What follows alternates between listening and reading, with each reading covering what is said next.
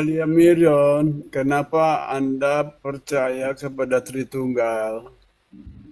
Karena Tritunggal itu berbicara tentang Allah yang hidup. Allah yang memiliki firman dan roh. Yang dimaksud bahwa Allah memiliki firman dan roh artinya bahwa Allah itu ada intelijensinya. Allah itu ada hidupnya, dia hidup. Hidupnya itulah yang disebut roh. Iya. Kecerdasannya itulah yang disebut dengan firman-Nya. Jadi firman-Nya Allah dengan rohnya Allah itu satu dengan Allah itu sendiri. Kenapa disebut itu milik Allah? Karena Allah berkuasa mengutus firman dan rohnya. Allah itu tidak terdiri dari Iya, bagian-bagian. gak ada kita mengatakan Allah itu terdiri dari bagian-bagian. Jadi Tritunggal itu bukan berbicara Allah berapa bagian. Tritunggal Yes. itu berbicara bagaimana Allah yang Esa menyatakan dirinya. Kripto ngeyel terus, disikat habis Elia Miron, Erben dan kawan-kawan. Kenapa Kristen percaya kepada Tritunggal? Ya, Elia Mirion, kenapa Anda percaya kepada Tritunggal? Kenapa kita percaya kepada Tritunggal? Karena Tritunggal itu berbicara tentang Allah yang hidup. Allah yang memiliki firman dan roh. Itulah yang membedakan Allah kita dengan Allah-Allah lain. Di mana Allahmu mendapatkan firman dan roh itu? Kalau dia memiliki firman dan roh, Kok di mana dia mendapatkan? Dia pada mulanya sudah Kan memiliki. dia memiliki. Ya Kalau kan memiliki kan bukan berarti mendapatkan. mendapatkan. Memiliki dari Memiliki mana? itu. Siapa yang memberikan? Memiliki itu bukan diberikan, Pak. Memiliki itu ada pada dirinya sendiri sejak kekal. Memiliki itu bukan berarti mendapatkan. Memiliki itu berarti mendapatkan. Bagaimana dikatakan Itu definisi siapa itu? kalau mau bilang Allah itu terdiri dari roh dan firman, ya itu beda. Kalau memiliki kan adalah dia pemilik daripada roh dan firman. Ya memang dia pemilik. Apakah Allah dia pemilik? Dari mana dia mendapatkan kepemilikannya itu? Ada pada dirinya Kalau sendiri. Allah itu terdiri dari roh dan firman, apakah Allah itu mempunyai bagian-bagian? Bukan Kalau bagian-bagian, itu memiliki realita dari mana dia namanya. memiliki? Iya. Kalau dia terdiri dari roh dan Horas. firman, dari mana kamu bisa Gini. mengatakan Allah itu terdiri Bapak. dari komponen? Oke, sekarang saya tanya, Bapak Kripto punya roh nggak Bapak itu?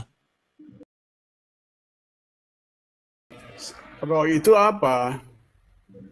Oh, pantasanlah kamu nggak ngerti. Roh itu artinya Roh itu hidup. apa Kamu punya dulu? hidup nggak? Kamu punya Oh, hidup nggak? punya. Oke, Saya sekarang saya punya. tanya. Iya, kapan kamu ambil itu? Kamu ambil dari mana itu hidupmu? Saya punya kehidupan, bukan Oke, hidup kau ambil saya. dari mana? Kau ambil dari mana hidupmu?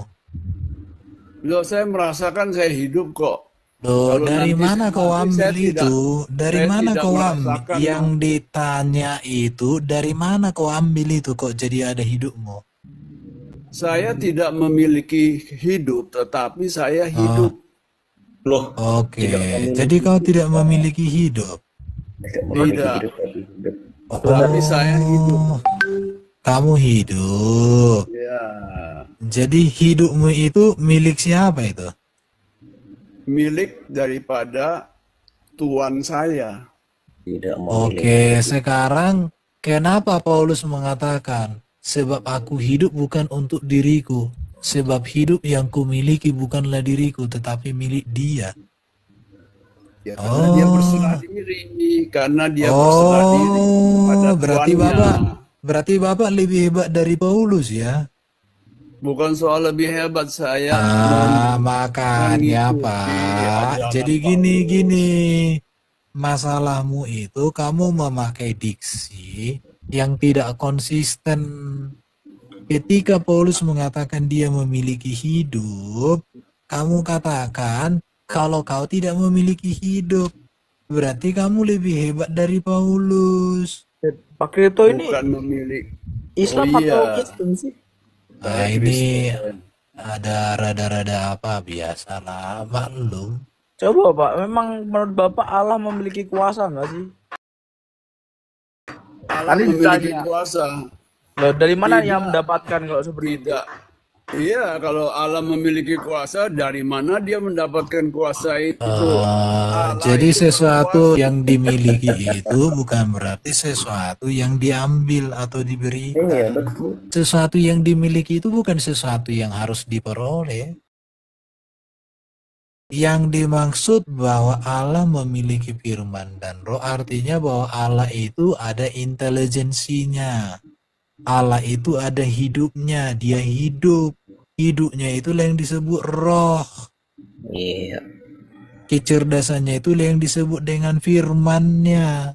Jadi firman-Nya Allah dengan rohnya Allah itu satu dengan Allah itu sendiri. Kenapa disebut itu milik Allah? Karena Allah berkuasa mengutus firman dan rohnya. Allah itu tidak terdiri dari Iya, bagian-bagian. gak ada kita mengatakan Allah itu terdiri dari bagian-bagian.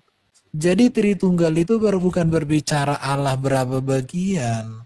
Tritunggal itu Yes. berbicara bagaimana Allah yang Esa menyatakan dirinya. Dia menyatakan dirinya sebagai Bapa, dia juga menyatakan dirinya melalui firman yang menjadi manusia yang berteofani inkarnasi, dan dia juga menyatakan dirinya melalui rohnya.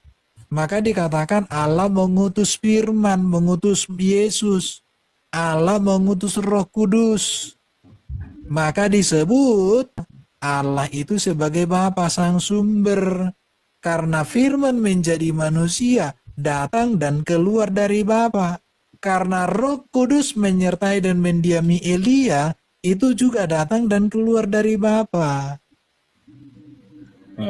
Anda Itu betul ya. Anda sekarang betul. kalau kamu mengatakan bahwa firman itu bukan milik Bapa, roh itu bukan rohnya Bapa, kenapa dan bagaimana Allah dapat mengutus firman dan mengutus rohnya? Kalau itu sesuatu bukan yang ada di dalam dirinya. Itu kan asumsi. Asumsi, Kalau oke, saya akan ya, tunjukkan. Yesus mengatakan berulang-ulang, aku datang dan keluar dari Bapa, aku diutus oleh Bapa, aku mulia pada Bapa, aku dikasihi Bapa. Sebelum dunia ada, bagaimana Anda menjawab itu? Definisi daripada Allah itu apa sih Pak? Kayaknya harus pesa posisi dulu. Allah kan sumber dari segala yang ada. Premis pertama harusnya di situ. Dia mengatakan Allah. Allah kan berarti sumber dari segala yang ada. Terus kedua dia mengatakan dari mana dia mendapatkan lah. Kita sudah tahu Allah itu sebagai sumber dari yang segala yang ada. Terus ditanyakan dari mana ia mendapatkan. Itu bukan pertanyaan untuk Allah sebenarnya kalau seperti itu. Dari premis pertama terus dari pertanyaannya dia pun sebenarnya sudah salah sasaran. Pertanyaan itu tidak bisa ditanyakan sebenarnya kepada Allah. bukan salah sasaran. Anda berpikirnya tidak logis. Ba- Loh, Oh, 1 Korintus 8 ayat 6 dikatakan, Pak, namun bagi kita hanya ada satu Allah saja, yaitu Bapa, yang daripadanya berasal segala sesuatu. Lalu kamu tanya akan Bapa dapat kuasa dari mana? Sedangkan di Alkitab dikatakan Bapa itulah sumber segala sesuatu. Maka Makanya pertanyaan dari jangan mana itu nggak nyambung, Pak. Iya, jangan mengatakan Allah itu memiliki roh dan firman. Kenapa? Itu Allah, salah. kalau kita Gini, kalau kita bilang Allah saya adalah manusia dan saya punya tangan. Apakah tangan saya ambil tangan orang lalu saya pakai jadi saya punya tangan? Aduh, Sekarang bilang, memanglah kalau saya punya tangan itu kan manusia. Kalau Allah punya roh dan firman itu Nah, begitu juga berbeda. Allah, Pak. Allah Allah itu nggak punya apa-apa gitu. Jangan menyamakan Allah atau Bapa dengan manusia ya. Tidak Bapak, seorang pun pernah Allah melihat Bapa itu sumber, Bapa. Pak. Pak, Yesus mengatakan, Bapa, kamu percaya apa yang Yesus katakan? Tidak seorang pun pernah melihat Bapa. iya Tetapi memang apa? saya percaya, Anda, Anda mendengar, membaca, ya, tetapi tidak memahami, ya. Oh, saya tidak Anda memahami di mana, Pak. membaca Saya jelas mengatakan sudah Bapa adalah sumber berkali-kali. segala sesuatu. Tidak seorang pun oh, pernah jaja. melihat Bapa. Sebenarnya Memang Pak, saya kalau tidak dari bisa melihat premis Bapa, Abang Pak. itu, dari Justru premis karena aneh. Bapa tidak bisa dilihat, maka dia mengutus firman-Nya. Makanya firman disebut gambar Allah yang tidak kelihatan. Allahnya yang nggak bisa kelihatan, yaitu Bapa. Nah, Putranya lah yang menyatakannya. Anda nggak ngerti kata melihat itu. Melihat di situ bukan melihat dengan mata saja, ya. Kalau melihat dengan mata saja itu bukan itu artinya. Apa itu? Apa definisinya, Pak? Bahasa, coba kita lihat dari bahasa aslinya. Apa definisinya di situ, Pak? Silakan. Tanyalah sama Elia Miron. Sebetulnya dia tahu apa artinya horao. Pak Kripto, dari premis Bapak itu menyimpulkan bahwa Allah itu tidak memiliki apa-apa. Tentu Kamu tadi saja kontra dengan tidak Elia, memiliki. sekarang kamu lari ke Elia. Iya. Berarti Dia Oh iya, Allah itu iya tidak memiliki benar. apa-apa ya. kamu. Biasa yang tidak punya pendirian begitu. Allah itu tidak memiliki apa-apa ya berarti. Berarti Bapak itu nggak punya Allah, apa-apa. Allah kalau punya apa-apa bukan berarti dia terdiri dari apa-apa. Beda. Loh, Aku punya lidah, aku begini, punya Pak. telinga, aku punya mata. Itu Coba saya tanya terdiri dulu Bapak dari deh. Bapak tahu nggak arti kata Tuhan? Dari sini nih, kita pelan-pelan nih. Bapak tahu nggak arti kata Tuhan atau definisi Tuhan? Tahu nggak? tahu saya. Allah Bapa itu boleh nggak disebut Tuhan? Boleh. Boleh, Tuhan. Ya oke. Tuhan itu artinya apa, Pak? Tuhan itu adalah kurios dan theos. Iya, kurios itu berbicara tentang apa? Kurios Tuhan itu dan apa, Pak? Theos. Kok Teos sih, Tuhan Pak? Salah. Jangan Theos, Theos Pak. itu Allah. Jangan Theos. Theos itu Allah. Tuhan dulu, Kurios Pak. dan Tuhan. Theos. Definisi loh, bukan bahasa lain loh ini. Bukan Ini bahasa definisi, lain. Pak. Etimologi. Definisi, Pak. Bukan etimologi. Iya. Anda tidak cermat ya. Baca strong concordance-nya itu theos ya. Saya hanya tanya definisi dari Tuhan. Ya definisinya Definisi, ada di Pak. Saya tidak tanya concordance, etimologi. strong number. Aduh, Strong Pak, Tuhan number-nya kasihan itu ya. Ini saya kasih Paulus. tunjuk, Pak. Saya kasih tunjuk, Pak. 48 berapa? 22? 41? Number. Theos 2316. Perhatikan. Kok Theos sih?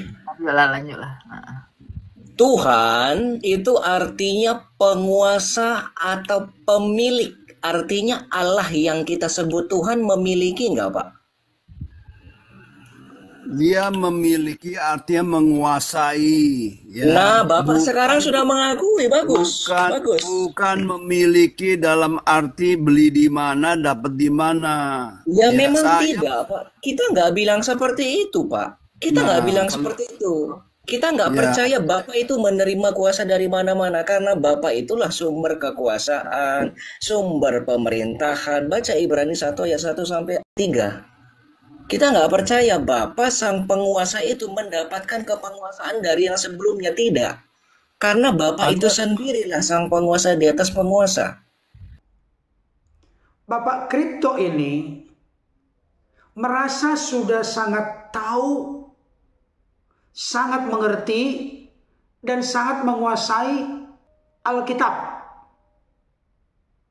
Itu terlihat dari bagaimana beliau membuat narasi bahwa Elia Miron, Erben dan kawan-kawan tidak berlogika, padahal sebenarnya kalau kita menyimak secara teliti dan cermat, pertanyaan-pertanyaan sekaligus pernyataan-pernyataan yang diajukan dan diberikan oleh Pak Kripto ini membuat kita gregetan.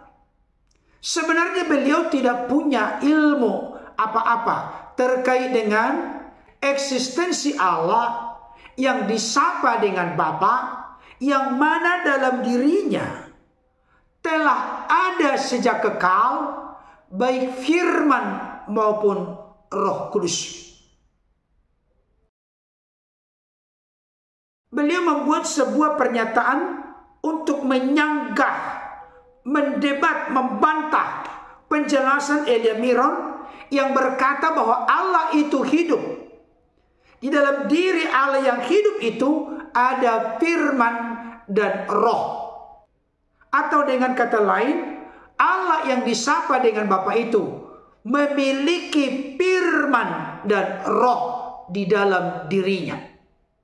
Ketika Elia Miron memunculkan kata memiliki, maka beliau berkata, siapa yang memberikan, siapa yang mengadakan. Padahal apologet yang lain, teman dari Elia Miron dan Erben, mengutip dari 1 Korintus 8 ayat yang ke-6. Namun bagi kita hanya ada satu Allah saja, yaitu Bapa, yang daripadanya berasal segala sesuatu. Jadi firman dan roh yang ada dalam diri Allah itu tidak diberikan oleh oknum, pribadi, atau sesuatu yang lain di luar dari diri Allah yang Esa itu. Karena Allah yang disapa dengan Bapa itu adalah sang sumber. Jadi yang namanya sang sumber tidak mungkin lagi diberikan sesuatu kepadanya. Tapi dengan sendirinya itu telah ada melekat sehakikat di dalam diri Allah, yakni firman dan roh. Firman itu tidak diciptakan. Kalau sampai sempat Allah tidak punya firman, pertanyaan yang perlu kita renungkan dan pikirkan secara serius. Dengan firman apa Allah menciptakan firman? Padahal kita tahu bersama dari fakta-fakta Alkitab, Allah selalu mencipta segala sesuatu di dalam melalui oleh firman. Kalau Allah sempat dalam waktu tertentu tidak memiliki firman atau sempat tidak memiliki firman, maka Allah sudah pasti tidak punya daya cipta. Dari penegasan ini kita mengambil sebuah konklusi, kesimpulan bahwa Allah yang disapa dengan Bapa itu sudah atau telah memiliki firman secara kekal tanpa permulaan. Kapan Allah itu ada? Berarti dari sejak Allah itu ada, dari sejak kekal yang tanpa permulaan, Allah itu telah ada bersama-sama dengan firman dan Roh Kudus. Demikian juga dengan roh itu adalah prinsip hidup Allah. Kalau sampai Allah itu ada waktu, ada masa, sempat tidak punya roh, maka Allah itu adalah Allah yang almarhum, Allah yang mati, karena roh itu adalah prinsip hidup Allah. Dapat kita buat sebuah konklusi. Allah yang disapa dengan Bapa itu telah memiliki firman yang kekal dan roh yang kekal di dalam dirinya. Baik firman maupun roh tidak diciptakan, tapi sudah ada melekat sehakikat di dalam diri Allah yang disapa dengan Bapa itu sejak Allah itu ada atau sejak kekal yang tanpa permulaan. Kenapa orang-orang Kristen percaya kepada Tritunggal? Karena konsep doktrin ajaran Tritunggal itu dinyatakan secara eksplisit di dalam Alkitab. 3 ayat ini mewakili penegasan terkait dengan adanya fakta konsep ajaran Tritunggal di dalam Alkitab. Kejadian 1 ayat 1 sampai 3. Pada mulanya Allah menciptakan langit dan bumi. Di situ ada Allah atau Elohim. Kejadian 1 ayat 2. Roh Allah melayang-layang di atas permukaan air. Berarti ada di situ roh Allah. Ruah Elohim. Kejadian 1 ayat 3. Berfirmanlah Allah, jadilah terang, maka terang itu jadi. Allah itu bisa berfirman karena memiliki firman. Sehingga punya daya cipta untuk mengadakan dari yang tidak ada menjadi ada. Jadi di Kejadian 1 ayat 1 sampai 3 pun sudah kita melihat kejamakan dari Allah itu. Allah Elohim, roh Allah, ruh Elohim. Berfirmanlah Allah, firman Allah, dafar Elohim. Fakta itu sudah ada. Bagaimana kita bisa menolak, memungkiri hal itu? Karena realita kenyataannya ada dipaparkan dalam Alkitab. Dan jangan lupa, sebelum Yesus berpisah dengan murid-muridnya naik ke surga, Yesus menyampaikan satu amanat agung kepada murid-murid dengan berkata, pergilah ke seluruh dunia. Jadikanlah semua bangsa muridku dan baptislah mereka dalam nama Bapa dan Anak dan Roh Kudus. Jadi Yesus sendiri pun mengakui adanya Tritunggal, yaitu Bapa, Putra atau Anak dan Roh Kudus. Rasul Paulus berkata di dalam 2 Korintus 13 ayat 13. Kasih karunia Tuhan Yesus Kristus dan kasih Allah dan persekutuan Roh Kudus menyertai kamu sekalian. Jadi menolak percaya kepada Tritunggal itu jalan tol menuju neraka. Menolak adanya fakta, konsep, ajaran, doktrin Tritunggal dalam Alkitab sama dengan menolak Musa yang menulis kitab Taurat, Yesus yang menjadi Tuhan dan Juru Selamat kita, dan Paulus sebagai Rasul Kristus. Berarti Pak Kripto ini merasa lebih hebat dari Musa, lebih hebat daripada Yesus, lebih hebat daripada Paulus. Tapi orang-orang Kristen, gereja Tuhan sepanjang sejarah segala abad, baik itu dari Ortodoks, Katolik, Protestan, percaya dan meyakini dengan sungguh bahwa Allah yang benar itu pastilah Tritunggal. Dan jangan lupa, kalau berbicara tentang Tritunggal, tidak pernah dimaksudkan mengarah kepada berapa jumlah Allah. Karena Allah itu esa adanya. Tritunggal berbicara terkait dengan bagaimana Allah yang esa itu menyatakan dirinya sehingga bisa dimengerti, dikenal, dan dipercaya oleh manusia.